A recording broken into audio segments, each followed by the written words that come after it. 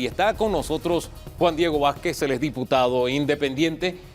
Don Juan Diego, buen día, bienvenido. Buenos días, feliz año. Feliz año. Felicidades, oiga, no lo veíamos desde el año pasado, ¿cierto? Aunque no es un asunto de fondo, en cierta forma sí, porque nos habla de la Asamblea y su relación con la población. Estos detalles de este anillo exterior de seguridad adicional que tiene la Asamblea, que tiene estos refuerzos, ¿qué mensaje envía o cómo lo interpreta usted o qué nos dice de la Asamblea Nacional? Mira, Hugo, sin duda alguna, yo creo que la primera manifestación que yo viví como diputado en la Asamblea fue allá en 2019, cuando el presidente envía el paquete de reformas a la Constitución que teníamos que estar debatiendo los diputados entre octubre y noviembre, que se agitó un poco el escenario político en la Asamblea. Y recuerdo la primera vez que instalaron estas vallas o parecidas para, como tú bien lo decías, Dorcas, alejar, porque es eso, alejar a la ciudadanía de el que debe ser su principal órgano o espacio de representación y además de debate. Entonces yo creo que es penoso que hayamos ido en el tiempo, como ustedes lo han planteado, en vez de minimizando o haciendo más llamativa la Asamblea, la ciudadanía, hemos ido robusteciendo los controles para lo que indica, así sea a la vista, que la Asamblea no es un lugar que recibe con facilidad, con tranquilidad o con brazos abiertos a la gente para poder entender qué plantean y poder representarlos dignamente y, ¿por qué no?, escuchar de viva voz directamente sus opiniones conforme al interesante y nutrido debate nacional, sobre todo en momentos en los que hemos debatido temas tan importantes como el contrato minero, ahora hace poco el presupuesto de la nación, entre otros muchos temas importantes que marcan la vida no de 71 diputados, sino de 4 millones de panameños. ¿Por qué entonces no pueden ellos entrar? Yo recuerdo, como estudiante de Derecho, acudir a las gradas de la Asamblea Nacional a escuchar los debates.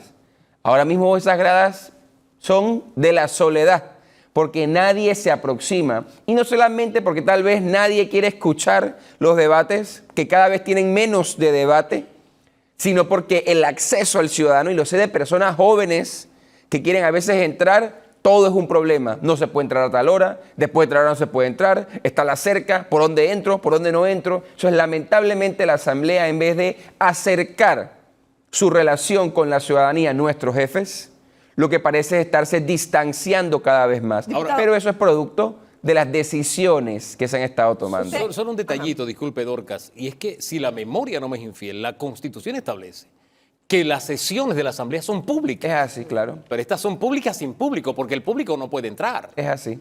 No, y es lo que hemos estado planteando. Mire, cada vez que yo recibo a una persona que me dice, oiga, quiero entrar al pleno, que me llama gente que yo no conozco, no crea que es gente que es mi amigo, que quiere ir, no. Hay gente que uno no conoce, que por las redes sociales a veces publica, no puedo entrar. Yo llamo al presidente, llamo al secretario general y se toman medidas. Pero ¿por qué tiene que alguien ver cómo contacta a un diputado para ver cómo entra a un espacio que, como bien plantea Hugo, es parte de la Constitución, es parte del diseño de ese órgano, debe ser un cuerpo público? Cada vez es más difícil entrar a escuchar, ni se diga a participar de discusiones legislativas. Y yo creo que eso hace que la Asamblea pierda el rumbo, pierda la senda de la democracia y de cuál es el verdadero objetivo de una asamblea en una república, en un Estado constitucional y democrático de derecho. Diputado, usted mencionó una frase, controles para que el ciudadano no pueda ir a ver una sesión, escuchar una sesión, enterarse de lo que se está discutiendo en la asamblea. Hablemos de los controles ahora que tiene la Comisión de Presupuesto. Creo, si la memoria no me falla, que usted fue el único diputado que en su momento levantó la mano y dijo, aquí están pasando cosas, y específicamente en el tema del traslado de partidas. Antes era de 200.000 para arriba, ahora es cualquier monto. ¿Qué representa esto en este año, donde sabemos que hay que escoger una nueva administración gubernamental? Bueno, ¿y qué hablar del presupuesto, que ya sabemos cómo terminó el año pasado? Es decir, estamos ante una asamblea que no solamente tiene controles para que las personas no vayan, el ciudadano común, sino también controles en la parte económica. Bueno, por lo menos eso es lo que se vislumbra. No, sin duda, mira, yo creo que el presidente de la República, en estos 6 meses que le quedan a él y a su gobierno, firmó la soga para su pescuezo cuando sancionó ese presupuesto del Estado 2024. ¿Por qué? Y si bien él mismo lo había diseñado, en la parte financiera sobre todo, estos artículos de cómo se maneja el presupuesto, que es la parte que poco a veces leen, pero que es la más importante, 30.000 millones de dólares. Es el presupuesto más alto de la historia de este país. Pero que ahora, en su ejecución, y por ahí veo a un ministro de Estado que va a tener que venir a hablar aquí, pregúntenle a ese ministro de Estado cuántos traslados de partida por debajo de los 200.000 ellos mandan al MEF por mes para poder ejecutar su presupuesto. Pregúntele. Pregúntele cuánto demora que cada traslado que mandan a la comisión sea discutido y aprobado, cuando lo son. Ahora pregúntele cómo va a ejecutar su presupuesto más alto con el triple de controles. Esto va a obligar a que la comisión se reúna una vez al día, todos los días de la semana a partir del 15 de enero que se desbloquean los traslados, porque esto es una falta de planificación, porque no olvidemos algo, en un país ideal el presupuesto estuviese bien concebido y el traslado fuese excepcional, porque si bien uno puede entender que hay imprevistos en todo país, en toda empresa, en todo presupuesto, aquí los imprevistos parecen la regla. Porque cuando nos reunimos con la ley como estaba antes, uno se reunía cada semana o cada 2 semanas y uno pasaba 10 horas en la comisión de presupuesto. Ahora, con tener que trasladar cada centavo, vamos a tener que dormir allí. O vamos a condenar al gobierno a la ineficiencia y a la baja ejecución. Ahora, ¿qué representa en un año político que prácticamente todo el control del tema económico, del tema financiero se haya trasladado hacia la Asamblea? Mira, yo aquí quiero ser muy respetuoso, porque yo siempre lo digo y lo aclaro. Yo soy un diputado orgulloso. Yo creo que la Asamblea Nacional como institución, como órgano, tiene que existir y mantenerse. Lamentablemente, la Asamblea de la que yo formo parte está lejos de cumplir con ese ideal con el que soñamos personas como yo y los otros ciudadanos que nos ven desde su casa en el día de hoy. ¿Y qué ocurre? Sí, la Constitución establece con total claridad que la modificación del presupuesto, como su aprobación y rechazo, es una competencia de la Asamblea. Lo que no dice ninguna Constitución, ni ninguna ley, ni en este país, ni en el mundo, es que la Asamblea, para hacer su trabajo, tiene que pedir favores. O tiene que decir al ministro que antes de ir a la comisión, venga acá, por favor, ministro, que tengo que conversar con usted aquí aparte. Ni tampoco tiene que decirle al ministro que depende de cómo se comporte el ministro, vamos o no vamos a aprobar esto. Y esa clase de prácticas que se han venido dando en la historia son las que hacen que la gente, yo diputado incluido, miren, yo diputado incluido, no me sienta a gusto con que ahora toda la ejecución financiera del país vaya a quedar en manos de esta comisión. Eso es lo que va a pasar. Porque es la comisión que trabaja a puerta cerrada. Porque es la comisión de la Asamblea que es gobernada por la misma persona de hace 7 años. Que no es famosa por su opacidad, sino por, como todos vimos, hacer recuerdos y amenazas del golpe de Estado que tuvo su gobierno en el poder hace algunos años atrás. Entonces, ¿qué clase de llamados, qué clase de ideas se hace un ciudadano si quien lidera la comisión en la que ahora va a pasar cada centavo del país actúa, habla, se maneja de esta forma? Diputado, aquí o no duermen, como usted bien lo ha planteado, por todos los traslados de partida, o le van poniendo ganchos sin ver qué es lo que está pasando y también se aprueba. Es decir, o una u otra cosa. Excelente, ¿no? Dorcas, porque así mismo lo planteé yo en la comisión. La comisión, en el mismo momento que aprobó la reducción del monto de 200.000 balboas a 0 o a 1 centavo, si lo quieren ver así, redujo el tiempo, la comisión, como no puede ser, digamos, cómplice de la ineficiencia del Estado o causante, la ley misma dice, si la comisión no analiza el trámite y pasan 30 días calendario, lo da por aprobado. Es decir, un silencio administrativo positivo. Eso se entiende, pero tiene sus riesgos. Porque imagínate, Dorcas, que sea un traslado para hacer algo malo con la plata del Estado, para robar plata o para sacarla del oncológico, para meterla quién sabe en dónde, por poner un ejemplo nada más. Ahora la comisión, sin verlo, se va a dar por aprobado. El tiempo ahora se redujo de 30 días a 15 días calendario. Es decir, como tú bien lo dijiste, plantea 2 escenarios. O un control excesivo, a mi juicio malsano, por parte de la Comisión de Presupuesto de la Asamblea Nacional, o una dejadez en la que, como no vamos a tener el tiempo humano o no va a haber las ganas de ver las cosas, se van a aprobar los traslados por debajo de la mesa sin control alguno. Fíjese, sin recordar también sí. que aprueban unos nada más firmando las hojas. Fíjese, me quedo con ese último detalle porque le planteaba en la primera interrogante lo que representa que el poder sea trasladado, el poder de hecho esté ahora en la Asamblea en materia económica y financiera, porque humanamente no se va a poder tratar todos los traslados de partida. Tendrían que, bueno, ya ha habido cuartitos en la Asamblea para dormir, tendrían que abrir nuevos dormitorios y atender todo el día estos detalles, por el volumen. Pero también si uno piensa de otra manera, pasaron 15 días, no lo atendí y el Estado, o sea, por hecho que ya se aprobó y sigue funcionando. ¿Y cuánto dinero pasará entonces de esta manera? Y a él tendrán acceso quienes tienen el manejo Y esa en pregunta medio es de una excelente, campaña. Porque nada más para que tengan una idea, y se lo digo a todo el país, las modificaciones del presupuesto del año pasado, como casi es la regla en los últimos 4 años, va por el orden de los $1.000 millones en adiciones, es decir, en dinero que no estaba presupuestado, Sí. que se incluye en el presupuesto. Lo que nosotros hemos trasladado un día, en 40 minutos, porque yo suelo ser el único que pregunta a veces. En un día, en 40 minutos, a una institución se le pueden estar trasladando 200, 300 millones de dólares. Así, en un momentito. Entonces, imagínense de cuánto dinero estamos hablando en modificaciones al presupuesto, que ahora van a poder pasar o todas a un control estricto o todas a la opacidad en la que como no lo vi, y esa es la otra, Hugo, pregúnteme a mí como miembro de la comisión por 2 años si yo me entero cuando los ministros mandan una nota pidiendo el traslado. El que se entera es el presidente de la comisión.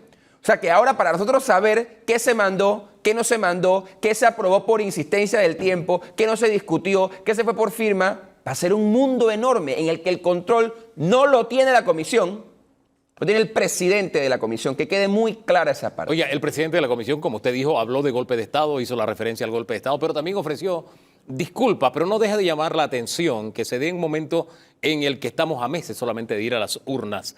Hablemos de lo que se dijo y de las disculpas posteriores. ¿Qué lectura tiene usted? Las campañas en las que más impugnaciones y más anuncios de fraudes fueron en las primarias del partido en gobierno, el PRD, hace 1 año y tanto. En las que en San Miguelito yo les puedo hablar de lo que, además, diputados de la Asamblea, miembros del partido, hace 15 años diputados dijeron, de que se preñaban las urnas. No lo dijo Juan Diego Vázquez, lo dijo un miembro del PRD importante, fue miembro del CEN quien hizo esa denuncia. ¿Y usted qué nos quiere decir? ¿Que En se San puede Miguelito. repetir Yo lo que mismo quiero para la decir próxima es elección? cuando ya ellos, declaración? en su elección, ¿Sí? no contra alguien más, Sí. cuando ellos entre ellos se roban los votos, denuncian que la plata, las viviendas, las becas se dieron por política. Por eso denunciaron cuando la pelea por el CEN y cuando la primaria a lo interno del PRD. Cuando ese grupo de personas, que ya no son 700.000 porque la gente ha salido huyendo, empieza luego a decir el presidente de estos, que ellos saben bien cómo hacer golpes de Estado, que historia sabe poco porque el PRD no existía cuando se dio el golpe de Estado, solo que supieron mantenerlo políticamente luego. Pero cuando él dice, oiga, si quieren hablar de golpe de Estado, aquí estamos nosotros, uno dice, wow, ¿por quién estamos votando? Cuando alguien que se da golpe de pecho a haber sido electo, habrá que ver en qué condiciones y circunstancias, para estar 30 años y más en la Asamblea, habla de golpes de Estado como si fuese cualquier cosa, ¿ah?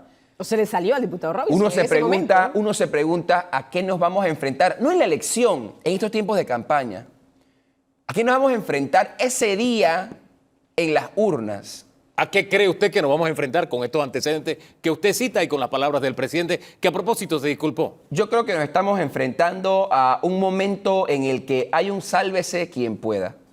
La única persona que no se ha dado cuenta que nadie le va a salir a buscar el voto es el vicepresidente de la República. Los diputados están, desde que han visto venir ese Titanic hundirse, diciendo, ese barco no me lleva a mí. Y van a salir a buscar el voto, pero para ellos. E igual lo van a hacer la mayoría de representantes y de alcaldes del país. Oye, la candidatura... Entonces, esos diputados requieren de lo que puede venir de la mano de tener el control total del presupuesto del Estado para ver cómo salen. Porque también lo dijo un expresidente de la República, ¿no? De que él no era no sé quién, y que lo que él regalaba era con plata privada, no con fondos públicos, y lo que vemos es, desde Bocas del Toro, Chiriquí hasta Darién, es a líderes políticos, sobre todo del partido en gobierno, regalar 500 televisiones, 800 neveras. Y cuando uno ve eso, uno entiende de qué se va a tratar esta campaña, lamentablemente. Que no es de propuestas, no es de ideas, no es de perfiles, no es de hoja de vida, no es de cómo transformamos el país, sino de ver cuánto tengo que invertir para quedarme en la silla, que me da fueros, que me da privilegios, que me da prebendas. Oiga, pero tenemos Fiscalía Electoral, tenemos Contraloría. ¿Podrán hacerlo a pesar de...? La Contraloría no existe. ¿Fiscalía Electoral? La Fiscalía Electoral no ha hecho el trabajo que ha esperado o hemos esperado que se haga. Pero no olvidemos algo. El Contralor de la República fue el que refrendó el contrato minero. Fue el que dio el visto bueno inicial para la renovación del contrato con Panama Port, que yo creo que es incluso peor que el de la mina. Y ese Contralor, que además es un reconocido miembro del PRD, al menos en la realidad, no es el que va a fiscalizar en los últimos 6 años lo que no ha hecho en este tiempo. Hombre, temas a tratar en este periodo de sesiones, en esta última legislatura. Mira, lo que yo esperaría es que la Asamblea finalmente cumpla con la promesa que los presidentes de la Asamblea todos han llegado a esa silla. Algo que no debemos dejar de ver es el reglamento de la Asamblea, válgame Dios. Vamos de salida, sí. Vamos de salida y seguimos teniendo un reglamento cuya última modificación fue en el 2009, cuando la Asamblea y el mundo están cambiando. Pero ese es el deseo de la Asamblea de pensar que puede vencer el tiempo y que puede quedarse en el 2009, época por supuesto dorada, en la que ellos vivían muy felices, a como hoy estamos tratando de hacer que la Asamblea viva. Pero además tenemos que revisar qué se va a hacer desde la normativa penal para combatir no solamente el crimen organizado, sino para estudiar estas causas de corrupción. ¿Cómo vamos a hacer para que puedan llegar a juicio de forma más rápida? Tenemos una enorme cantidad de personas en la cárcel sin condena. Y yo creo que es importante que un documento que está en la Asamblea ya, que reúne modificaciones al Código Penal, sea revisado. Además, yo creo que sería bueno, y como digo, si venga un ministro, que yo creo que por ahí había uno, habrá que recordarle al presidente, si no puedo hacerlo yo, que lo he intentado por 5 años, que lo haga alguien del gabinete. El presidente prometió presentar 10 leyes anticorrupción.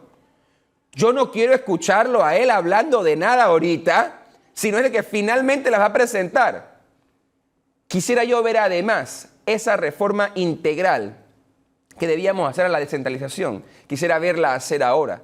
Porque la descentralización no es lo que le han desdibujado a estos tipos.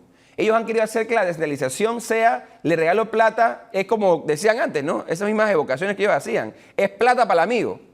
Y el que está bien con el gobierno, se le mandan partidas, pero no para hacer obras específicas, sino para politiquear. Oiga, ¿usted cree que me suena como una cartita al niño Dios? Usted disculpe estos deseos de que se discutan todos estos temas. Es más, el de reglamento interno, usted lo presentó en el primer periodo de sesiones. La primera semana de sesiones. Y sí, le salió hasta un padre en el camino, o sea, tuvo varios padres en el camino y al final ni siquiera se discutió.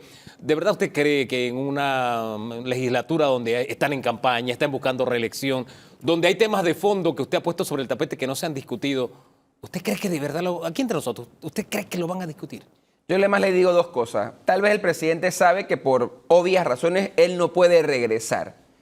Y él está poco interesado en eso, sino en ver cómo él cuida lo que él llama su legado a través de su hijo predilecto, que es el vicepresidente de la República. Pero sí hay un grupo importante de personas en la Asamblea, colegas míos, que quieren regresar y que ahora van a tratar de demostrar que están dispuestos a los cambios que el país quiere. Porque les recuerdo algo, yo no me he inventado estos deseos yo, que sí, es una carta que yo le he hecho al Niño Dios por varios años, pero creo que es compartida con gran parte de la ciudadanía que quiere que la Asamblea refleje lo que ocurre en el país, que quiere que este país sea mejor. Y lamentablemente, porque ojalá hubiese otra fórmula, si la hay yo la escucho y la ponemos en marcha, pero creo que de las mejores fórmulas o la única fórmula de que este país se arregle, que la clase política empiece a trabajar para usted, para el país, y no para servirse ellos. Y eso solo va a pasar, lamentablemente, cuando la ley obligue a estos que no quieren hacerlo y usted nos ayude escogiendo a los mejores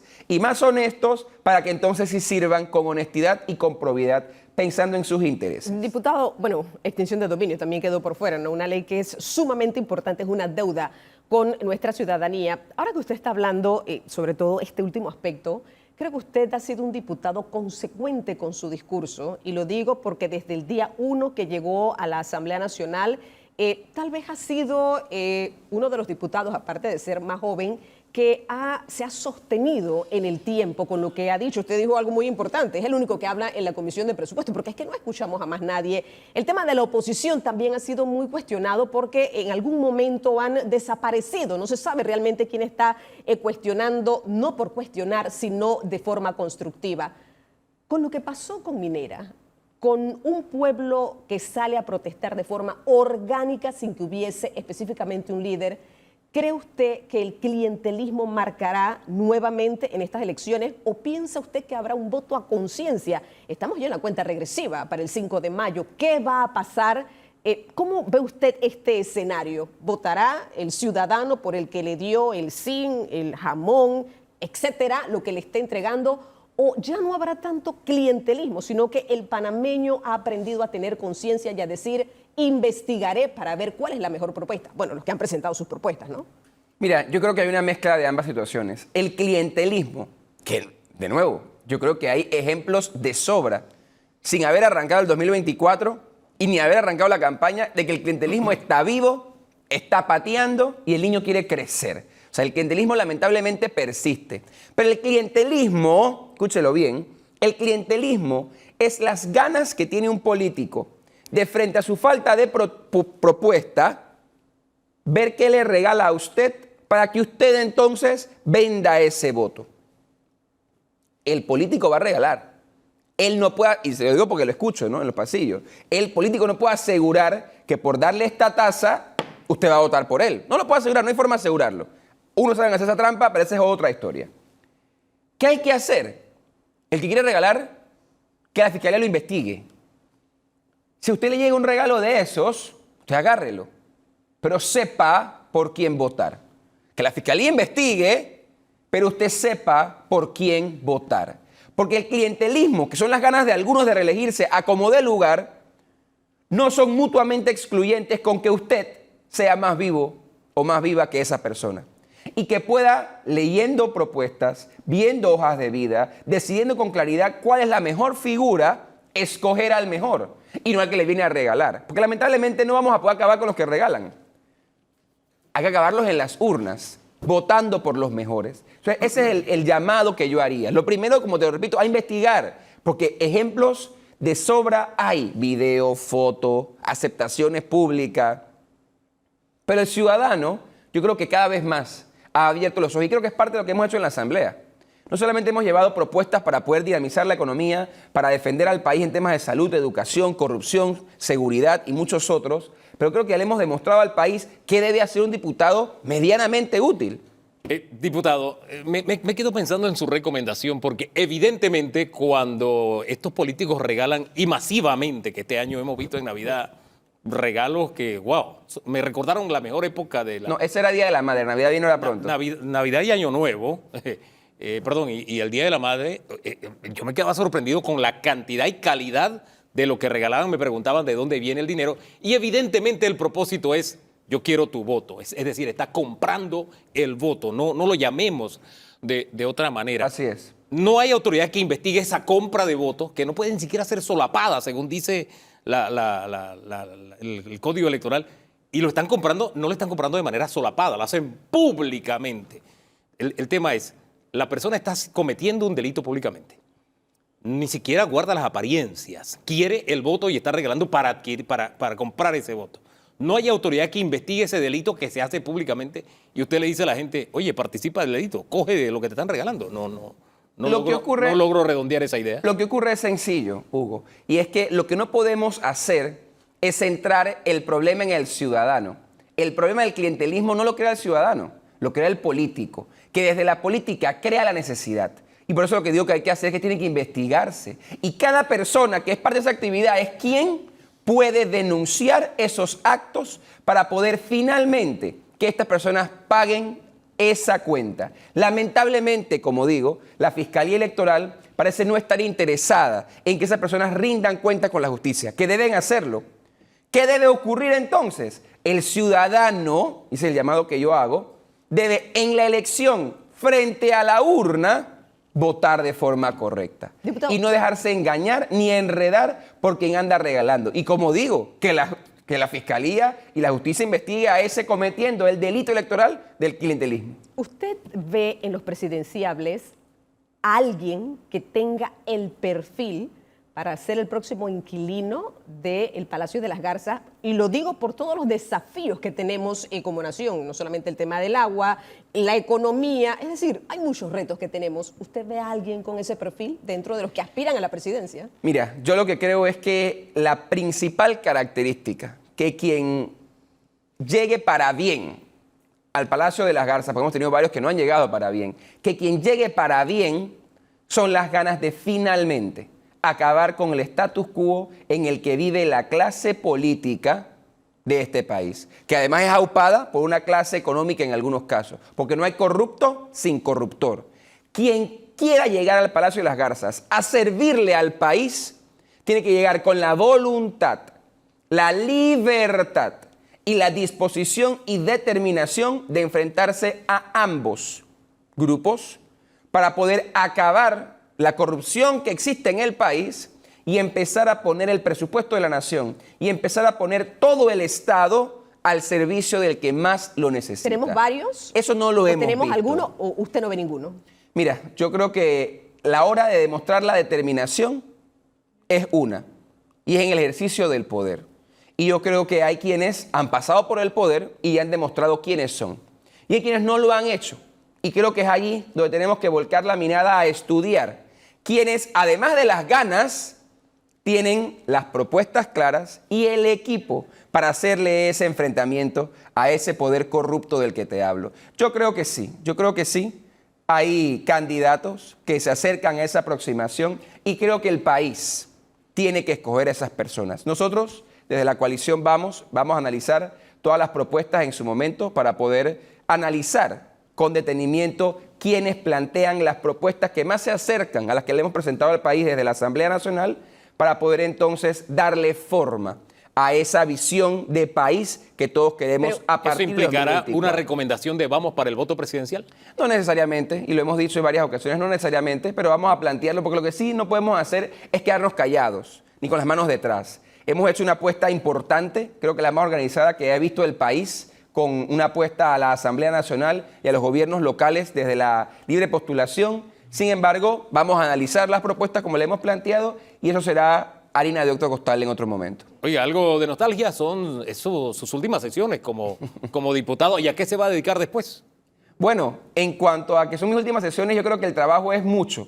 Más que nostalgia tengo no es decir, temor. Quiero que el tiempo me alcance para todo lo que dijimos, para todo lo que hace falta por hacer y ojalá que en estos 6 meses haya más sabiduría por parte mía, por supuesto, y de mis colegas para poder aprobar mejores leyes para el país y más que de verdad tengan un efecto palpable en la educación, en la salud, en la calidad de vida, en el costo de la vida, en la energía, en el agua, que es lo que ha hecho falta, que lo hemos propuesto muchas desde la bancada independiente, pero que no todas han sido aprobadas lamentablemente. ¿No va a ¿Y extrañar qué voy la a asamblea, hacer? diputado? ¿No va a Bueno, extrañar la asamblea? no me he ido para extrañarla, ¿no? Déjenme irme para ver. El 2 de julio les puedo responder si la voy a extrañar o no. ¿Y a qué se va a dedicar después del 2 de julio? Bueno, va a depender, ¿no? Va a depender de muchas Claro. cosas. Así que yo por ahora concentrado en mi labor y después veremos eso. Don Juan Diego, gracias por acompañarnos. Te voy a mandar mi currículum, pues. También, Hugo. ¿Ah, sí? Por si acaso, para que me ayudes, pues. Eh, Que ahí estás tan preocupado. no, es que me quedé pensando, ¿no? Yo necesito un community de pronto, no sé. Gracias.